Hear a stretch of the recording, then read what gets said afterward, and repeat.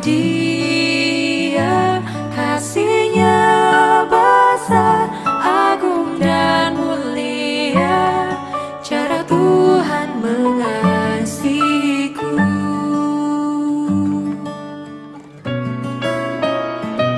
Tuhanku lembut dan penyayang, dan aku mengasihi Dia.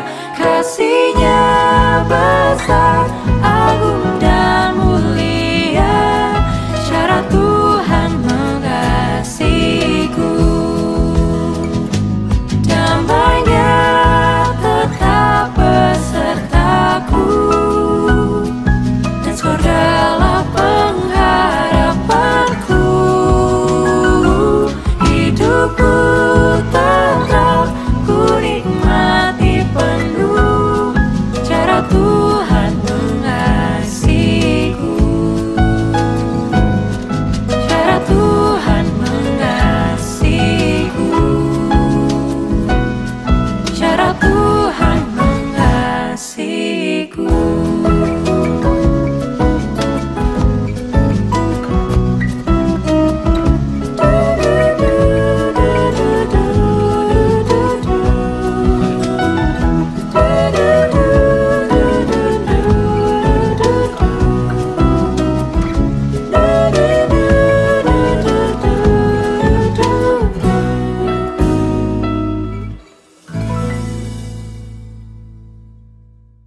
Shalom saudara-saudara yang terkasih dalam Tuhan Yesus Kristus. Kembali kita akan bersama-sama belajar bagian firman Tuhan untuk Shine Fellowship Bible Study. Dan kita masih di dalam pembahasan untuk kitab Mazmur. Dan kali ini kita akan melihat dari Mazmur pasal yang ke-37. Mulai dari ayat yang pertama sampai dengan ayat yang ke-40. Dan ini adalah Mazmur Daud, di mana dia menaikkan permohonan kepada Allah, mengungkapkan isi hatinya kepada Allah. Dan bahkan di sini ada pertanyaan-pertanyaan yang Daud naikkan, yang saya percaya akan menolong kita untuk memahami lebih dalam keadaan kehidupan kita, pergumulan kita, keadaan sekeliling kita, dan bagaimana kita melihat orang lain, bagaimana kita melihat orang-orang yang di sini kita akan melihat mereka sepertinya berbuat kejahatan, tetapi kok kenapa hidup mereka seperti itu, dan apakah dunia berjalan dengan ketidakadilan yang seperti itu. Dan kita akan membahas, mendalami bagian ini. Kita berdoa untuk Roh Kudus menolong kita, memberikan kekuatan, hikmat dan pengertian yang dari Allah sendiri. Kita berdoa. Bapa di dalam kerajaan sorga, kami bersyukur untuk penyertaan dan kasih-Mu. Kami berdoa Tuhan menolong kami di dalam jam pembacaan dan perenungan firman Tuhan saat ini. Berikan kami hikmat dari Tuhan sendiri, mampukan setiap kami oleh kuat kuasa Roh-Mu, berbicara di dalam setiap hati dan pikiran kami, dan nyatakan apa yang menjadi kehendak-Mu. Bantu kami Tuhan untuk hidup di dalam ketaatan. Ini doa permohonan kami di dalam nama Tuhan Yesus kami berdoa dan bersyukur. Amin. Saudara, kita akan melihat dari Mazmur pasal yang ke-37, ayat yang pertama hingga ayat yang ke-40. Dan seperti yang saya katakan tadi, di dalam Mazmur ini ada begitu banyak pembahasan atau pertanyaan sebenarnya yang bisa kita lihat, kita renungkan, dan bagaimana kita memaknai itu semua di dalam terang kebenaran firman Tuhan. Saudara, mungkin kita pernah bertanya, mengapa orang yang melakukan kejahatan justru nampaknya semakin makmur, mereka yang berlaku curang itu sepertinya sejahtera.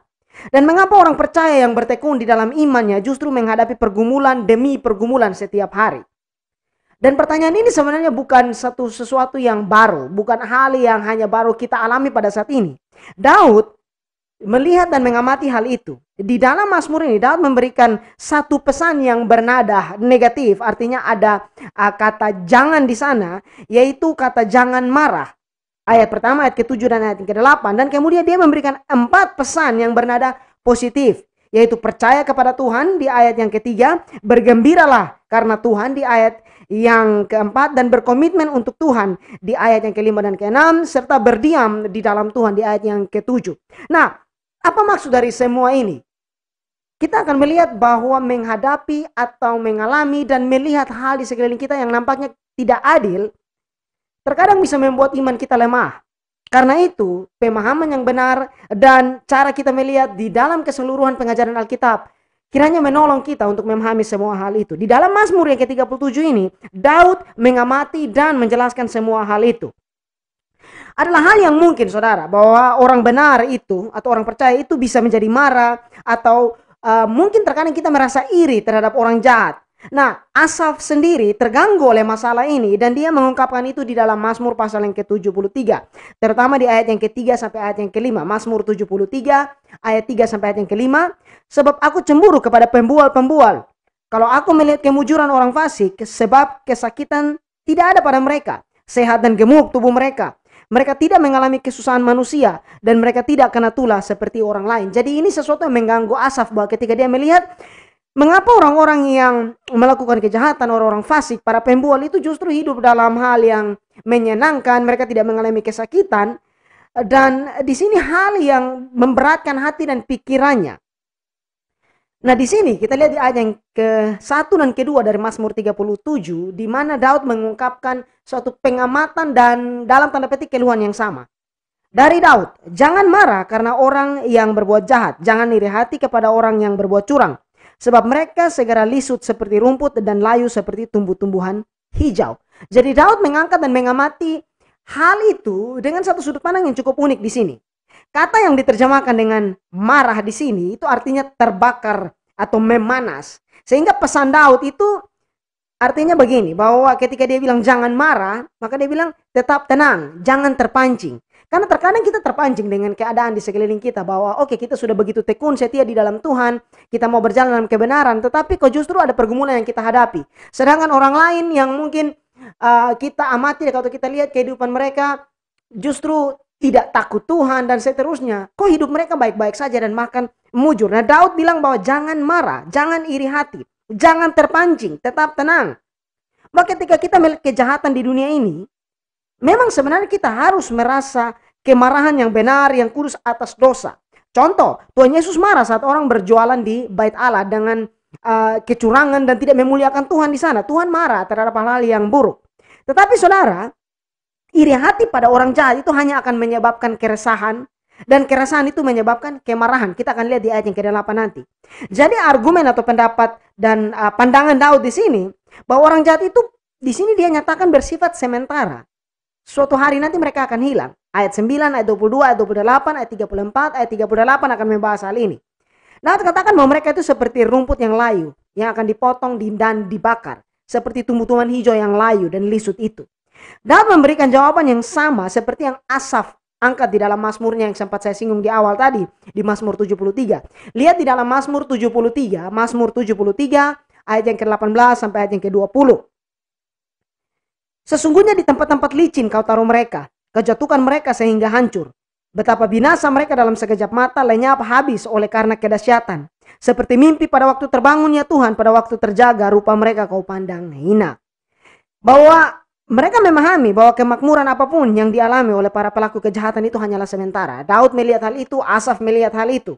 Rumput menjadi hijau untuk satu musim dan begitu juga tanaman lainnya. Tetapi apa yang terjadi? Semuanya akan menjadi layu, lenyap, dan musnah. Nah, di sini dia memberikan pesan dan penguatan kepada orang-orang percaya. Lihat di ayat yang ketiga hingga ayat yang keempat. Percayalah kepada Tuhan dan lakukanlah yang baik, diamlah di negeri dan berlakulah setia. Dan bergembiralah karena Tuhan, maka ia akan memberikan kepadamu apa yang diinginkan hatimu. Hati yang marah dan resah itu bukan hati yang beriman, saudara. Karena tidak ada sukacita dan damai sejahtera di sana. Bandingkan Roma 15 ayat 13. Iman dan perbuatan itu berjalan beriringan. Jadi kita juga harus berbuat baik sambil menantikan apa yang sedang Tuhan kerjakan. Kata yang diterjemahkan dengan bergembiralah di ayat yang keempat itu memiliki kesan berbicara tentang kelimpahan berkat yang Allah anugerahkan, Allah berikan kepada kita dari Tuhan sendiri. Tetapi lebih dari itu, bahwa berkat itu adalah Tuhan itu sendiri. Tuhanlah berkat kita itu. Dan bukan hanya sekedar apa yang dia berikan kepada kita, tetapi fokuslah kita kepada pribadinya. Jadi alih-alih kita khawatir dan iri hati terhadap orang yang melakukan kejahatan dan kecurangan, Daud menasihati anak-anak Tuhan untuk percaya kepada Tuhan dan berbuat baik demi kemuliaan Tuhan. Kita bisa mengamati bagaimana betapa cepatnya kita teralihkan dari tugas yang sederhana untuk percaya kepada Tuhan dan melakukan hal yang benar. Menikmati berkat-berkat Tuhan, tetapi kemudian mengabaikan yang memberi berkat itu sama saja dengan penyembahan berhala, saudara. Di dalam Tuhan Yesus kita memiliki semua yang Allah berikan kepada kita. Jika kita benar-benar bergembira di dalam Tuhan, maka keinginan utama hati kita adalah untuk mengenal Dia lebih dalam, sehingga kita bisa dapat bersukacita di dalam Dia. Kemudian saudara, lihat di ayat yang keempat. Dan bergembiralah karena Tuhan, maka ia akan memberikan kepadamu apa yang diinginkan hatimu. Mungkin ada yang kemudian bertanya, bagaimana kita bisa bergembira di dalam Tuhan saat ada begitu banyak pergumulan? Seperti dalam teks ini ada ketidakadilan yang terjadi baik terhadap orang yang percaya secara umum maupun secara khusus terjadi kepada kita. Nah, pesannya jelas, saya mengutip dari beberapa penafsir di sini. Adam Clarke mengatakan bahwa kita berharap atau mengharapkan semua kebahagiaan kita dari Allah dan carilah kegembiraan itu di dalam Dia. Kemudian Derek Kidner mengatakan bahwa itu termasuk bagaimana perasaan kita berubah.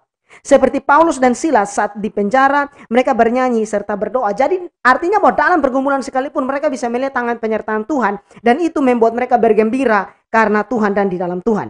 F.B. Meyer mengatakan bahwa kita tidak dapat menikmati kegembiraan tanpa usaha. Kita harus menarik diri dari keinginan-keinginan kita dari hal-hal duniawi itu. Dan mengikatkan dan menetapkan hati kita kepada Allah. Karena Allah lah sumber sukacita dan damai sejahtera itu. Kemudian James Montgomery Boyce mengatakan bahwa Allah melihat orang percaya, dan kita perlu lihat bahwa mengapa banyak orang Kristen yang tampaknya tidak bisa bergembira di dalam Tuhan adalah karena mereka tidak mengenalnya dengan baik. Padahal Allah melihat dan mengamati kehidupan kita. Dan alasan mereka tidak mengenalnya dengan baik adalah karena mereka tidak menghabiskan waktu bersamanya. Artinya bahwa tidak ada di dalam firman Tuhan. Itulah kenapa pengenalan yang benar akan Allah lewat membaca dan merenungkan firman Tuhan dengan sungguh menjadi hal yang penting. Di mana saudara mendapatkan kegembiraan hati saudara? Hal apa yang membuat saudara paling bersuka cita? Kalau hal itu bukan Tuhan, kita berada dalam masalah. Kita berada dalam tempat yang berbahaya, saudara. Mengapa? Karena saat kita mencari kegembiraan kita dari hal-hal yang duniawi, maka semua itu bisa mengecewakan dan tidak kekal. Tetapi saat kita mencari sukacita kita hanya di dalam Tuhan, maka Allah akan melawat hati dan pikiran kita. Sehingga sukacita itu berasal dari dalam kita, terlepas dari apapun yang kita hadapi. Itulah sebabnya mengapa orang-orang percaya bisa bersukacita bahkan di tengah pergumulan sekalipun. Nah, kemudian saudara, janji di dalam ayat yang keempat ini tentang bersukacita, bergembira di dalam Tuhan adalah janji yang indah dan bahkan aman. Maksudnya bagaimana? Artinya bahwa orang yang benar-benar bergembira di dalam Tuhan akan mendapati hati dan keinginan mereka berubah untuk sejalan dengan keinginan Tuhan. Jadi kita perlu mengerti bahwa ketika firman Tuhan di sini mengatakan bahwa Tuhan akan memberikan kepadamu apa yang diinginkan hatimu saat engkau bergembira di dalam Tuhan, bukan berarti apa saja yang kita minta sesuai dengan keinginan kedagingan kita, keinginan kita yang mungkin masih dipengaruhi oleh dosa akan Tuhan jawab. Bukan seperti itu. Tetapi saat kita ada di dalam Tuhan, bergembira di dalam Dia, mencari kehendaknya, maka hati dan pikiran kita akan meminta, mendoakan hal yang untuk mempermuliakan namanya dan menguatkan dan meneguhkan iman kita. Lalu saudara, lihat di ayat yang kelima hingga ayat yang keenam. Serahkanlah hidupmu kepada Tuhan dan percayalah kepadanya. Dan Ia akan bertindak, Ia akan memunculkan kebenaranmu seperti terang dan hakmu seperti siang. Menarik bahwa kata serahkanlah ini sama dengan kata melepaskan atau menggulingkan beban kita. Dan ini memiliki nuansa yang sama seperti yang Petrus tulis dalam suratnya di dalam 1 Petrus 5 ayat yang ke-7. Dia menulis bahwa serahkanlah segala kekhawatiranmu kepadanya sebab Ia yang memelihara kamu. Bahwa Tuhan tidak mengangkat beban kita agar kita kemudian menjadi orang yang tidak bertanggung jawab. Bukan itu tujuannya saudara. Tetapi Tuhan mengangkat beban kita supaya kita bisa melayani Dia dengan lebih baik, lebih leluasa, lebih bersemangat, dan lebih bersukacita. Terkadang hal ini sulit. Bahwa kecenderungan kita adalah berusaha mengendalikan segala sesuatu untuk kita bisa menjadi tenang. Tetapi pada kenyataannya ada begitu banyak hal dalam hidup kita yang berada di luar dari kendali kita. Dan kita akan semakin tertekan jika kita berusaha menangani semua itu dengan upaya dan kekuatan kita sendiri. Alkitab mengajarkan untuk kita berserah penuh kepada Tuhan. Jangan hidup dalam kekhawatiran dan percaya kepada tangan kasih dan penyertaan Tuhan. Kemudian saudara, kalau kita lihat dengan baik di ayat yang ketiga, keempat, dan kelima, maka Daud membuat satu pembalikan di sini. Maksudnya bagaimana? Bahwa di awal dia katakan bahwa jangan marah, jangan iri hati terhadap orang yang fasik. Lalu apa? Bahwa saat kita tidak terpengaruh dengan semua itu, dan tidak mau membuat hati kita dipengaruhi dan ditekan oleh semua itu, kita mengalihkan hati dan fokus pikiran kita kepada Allah, mencari kehendaknya dan melakukan apa yang menjadi perintah, apa yang menjadi ketetapan yang Tuhan mau untuk kehidupan kita. Lalu saudara, lihat di ayat yang ke-7 hingga ayat yang ke-11 ini. Berdiam dirilah di hadapan Tuhan dan nantikanlah Dia. Jangan marah karena orang yang berhasil dalam hidupnya, karena orang yang melakukan tipu daya. Berhentilah marah dan tinggalkanlah panas hati itu. Jangan marah, itu hanya membawa kepada kejahatan. Sebab orang-orang yang berbuat jahat akan dilenyapkan, tetapi orang-orang yang menanti-nantikan Tuhan akan mewarisi negeri. Karena sedikit waktu lagi, maka lenyaplah orang fasik. Jika engkau memperhatikan tempatnya, maka ia sudah tidak ada lagi. Tetapi orang-orang yang rendah hati akan mewarisi negeri dan bergembira karena kesejahteraan yang berlimpah-limpah. Ayat 7 dan 11 ini sama seperti pengulangan dengan gagasan yang sama di dalam ayat 1 dan 2. Tetapi di sini ada penekanan yang diberikan mengenai iman kepada Allah, bahwa Allah bekerja melawat dan memberkati umatnya tepat pada waktunya. Dan karena Allah telah berjanji untuk setia kepada orang-orang yang menaruh percaya kepadanya, maka kita dapat berdiam diri di dalam Tuhan, tenang di dalam Dia. Kita bisa menanti Dia dengan sabar daripada kita resah dan takut bahwa Tuhan telah melupakan kita atau bermaksud jahat kepada kita. Saat kita ada di dalam Tuhan, kita mengarahkan hati kita kepada Dia dan berjalan di dalam iman. Berdiam di dalam Tuhan itu berbicara tentang sesuatu yang khusus di sini. Ini berbicara mengenai kita berhenti dari pembelaan diri, kata-kata pembelaan diri. Gagasannya bahwa kita tidak berbicara untuk membela diri kita sendiri, tetapi kita percaya kepada Allah yang akan melindungi dan membela kita. Perhatikan penekanan yang diberikan di sini. Berdiam dirilah di hadapan Tuhan dan nantikanlah Dia. Jangan marah karena orang yang berhasil dalam hidupnya, karena orang yang melakukan tipu daya. Bahwa sebagai orang percaya, fokus dan pandangan kita harusnya kepada Allah. Menantikan Tuhan dan beriman kepada Allah sepenuhnya. Dan bukannya melihat dan membandingkan diri dengan keadaan kita, terutama dengan orang fasik. Ingat saudara bahwa tujuan kehidupan kita adalah mempermuliakan Allah. Tujuan dalam kehidupan kita adalah bagaimana kehidupan kita dipakai untuk menjadi kesaksian bagi kemuliaan nama Tuhan. Jangan membandingkan diri dengan orang lain, terutama orang-orang fasik, bahwa melihat mereka sukses, mereka berhasil, kenapa saya tidak? Ingat saudara bahwa ukuran berkat itu berbeda antara ukuran duniawi dan ukuran ilahi. Ukuran kesuksesan itu berbeda. Kita bisa menjadi orang yang sukses dan kita menjadi orang yang setia di dalam apa yang Tuhan taruh di dalam kehidupan kita. Ingat kisah Yusuf. Yusuf dijual ke Mesir, kemudian menjadi budak di rumah Potifar. Tetapi apa yang menjadi catatan Alkitab di sana? Dia diberkati oleh Tuhan. Mengapa? Karena Yusuf adalah orang yang setia. Dan Yusuf menjadi orang yang sukses baik di rumah Potifar dan kemudian ketika dia difitnah dan masuk dalam penjara, dia sukses juga di penjara. Jadi dia sukses meskipun menjadi seorang budak, meskipun menjadi seorang yang terpenjara. Suksesnya apa? Bahwa dia setia dan taat kepada Allah. Dia taat kepada firman, dia taat kepada hukum Tuhan, dan dia taat kepada kehendak Tuhan di dalam hidupnya. Dia tidak mau mengambil jalan pintas untuk mendapatkan sesuatu, untuk hanya memuaskan keinginannya. Tidak. Dia setia kepada apa yang Allah taruh dalam hidupnya. Ingat, Allah memanggil kita untuk setia. Lalu saudara, lihat di ayat yang ke-8. Berhentilah marah dan tinggalkanlah panas hati itu. Jangan marah, itu hanya membawa kepada kejahatan. Perhatikan, ini hal yang menarik bahwa poin ini diulang-ulang. Jangan marah, tinggalkanlah panas hati, dan jangan marah ini diulang-ulang di sini. Ini menjadi satu penekanan yang penting. Bahwa saat kita membiarkan diri kita dikendalikan oleh sikap iri hati, dengki, kekecewaan, maka kita akan dengan mudah membawa diri kita kepada kejahatan. Lalu saudara, lihat di ayat yang ke-12. Orang fasik merencanakan kejahatan terhadap orang benar dan menggertakkan giginya terhadap dia. Sebelumnya dalam Mazmur ini, di bagian-bagian awal tadi, Daud membandingkan nasib orang benar dengan nasib orang fasik. Sekarang dia mempertimbangkan konflik yang tidak terhindarkan antara orang yang benar dan orang yang fasik. Di mana dengan tanpa alasan orang-orang fasik itu bersekongkol melawan orang benar. Gertakan gigi mereka menunjukkan kedalaman, kemarahan, dan kebencian mereka. Ini penggambaran yang Daud angkat di dalam Mazmur ini. Tetapi lihat di ayat yang ke-13. Tuhan menertawakan orang fasik itu sebab ia melihat bahwa harinya sudah dekat. Bahwa untuk semua persengkokolan dan kertakan gigi orang fasik, kebencian mereka, iri hati, dengki mereka tidak menghasilkan apa-apa saat mereka melawan umat Tuhan dan Allah sendiri. Tuhan hanya akan menertawakan mereka karena dia mengetahui akhir mereka seperti apa. Kita terkadang begitu dikuasai oleh ketakutan dengan berbagai hal yang terjadi di dunia ini, di sekeliling kita, dengan mungkin pandemi, dengan konflik, dengan berbagai hal.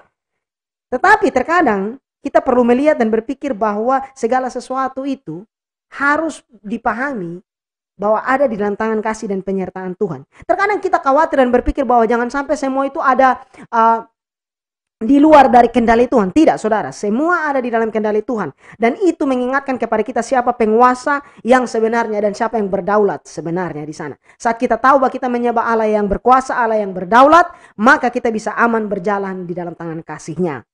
Lalu saudara, lihat di ayat yang ke-14 sampai ayat yang ke-20. Orang-orang fasik menghunus pedang dan melentur busur mereka untuk merobohkan orang-orang sengsara dan orang-orang miskin, untuk membunuh orang-orang yang hidup jujur. Tetapi pedang mereka akan menikam dada mereka sendiri dan busur mereka akan dipatahkan. Lebih baik yang sedikit daripada orang benar, lebih baik yang sedikit pada orang benar daripada yang berlimpah-limpah pada orang fasik. Sebab lengan orang-orang fasik dipatahkan, tetapi Tuhan menopang orang-orang benar. Tuhan mengetahui hari-hari orang yang saleh dan milik pusaka mereka akan tetap selama-lamanya. Mereka tidak akan mendapat malu pada waktu kecelakaan dan mereka akan menjadi kenyang pada hari-hari kelaparan. Sesungguhnya orang-orang fasik akan binasa, musuh Tuhan seperti keindahan padang rumput. Mereka habis lenyap bagaikan asap. Maksudnya bagaimana saudara? Sederhananya begini. Bahwa karena Tuhan itu dapat dipercaya dan Tuhan adalah Allah yang setia, kita tidak perlu khawatir. Karena Tuhan memahami situasi kita sehingga kita tidak perlu takut, tapi beriman, percaya kepada Dia. Meskipun ada orang fasik, meskipun ada hal-hal yang menjadi tantangan dan hal-hal yang menggelisahkan hati dan pikiran kita, hal-hal yang kita tahu atau kita rasa bahwa akan mencelakakan kita, ingat bahwa Allah beserta dengan kita. Kemudian lihat di ayat yang ke-21 dan 22. Orang fasik meminjam dan tidak membayar kembali, tetapi orang benar adalah pengasih dan pemurah. Sesungguhnya orang-orang yang diberkatinya akan mewarisi negeri, tetapi orang-orang yang dikutukinya akan dilenyapkan. Daud tahu bahwa ada perbedaan antara orang yang jahat, orang yang fasik, dan orang yang benar. Bahwa itu tidak hanya terletak pada apa yang mereka percayai dan kepada siapa mereka percaya. Perbedaannya juga sering terlihat pada tingkah laku mereka. Orang fasik adalah orang yang hanya mau mengambil, tetapi tidak mau mengembalikan dan memberkati orang lain. Sedangkan orang benar adalah pemberi dan orang yang penuh dengan belas kasihan. Di mana saudara berdiri, bagaimana saudara mempergunakan berkat saudara yang Tuhan berikan. Di sini kita belajar bahwa kita perlu untuk hati-hati, jangan menjadi orang yang digambarkan di sini seperti orang fasik ini yang tidak mau memberkati orang lain. Kemudian di ayat yang ke-23 dan 24, Tuhan menetapkan langkah-langkah orang yang hidupnya berkenan kepadanya. Apabila ia jatuh tidaklah sampai tergeletak sebab Tuhan menopang tangannya. Ayat ini menjadi ayat yang cukup populer saudara. Kita lihat bahwa Tuhan menetapkan langkah-langkah orang yang hidupnya berkenan kepadanya. Saat kita ada di lantangan kasih Tuhan, bukan saja kita disertai oleh Dia, tetapi langkah-langkah kita ditetapkan oleh Tuhan. Setiap jalan kita diawasi oleh Allah. Dan di sini dikatakan apabila ia jatuh, tidaklah sampai tergeletak. Allah tidak membiarkan kita. Poin penjelasan di sini bahwa mengenai penyediaan dan pemeliharaan Allah bagi umatnya. Dan bukan saja pada umat orang percaya itu, tetapi pada juga keturunan mereka yang berjalan di dalam kebenaran. Tuhan tidak hanya memberikan kita berkat, tetapi Dia juga memberikan perlindungannya. Dia bahkan melihat bahwa jika orang percaya itu jatuh, Tuhan tidak akan membiarkan mereka, tapi mengangkat mereka. Allah dapat menjaga kita. Allah dapat menjaga hati dan pikiran kita.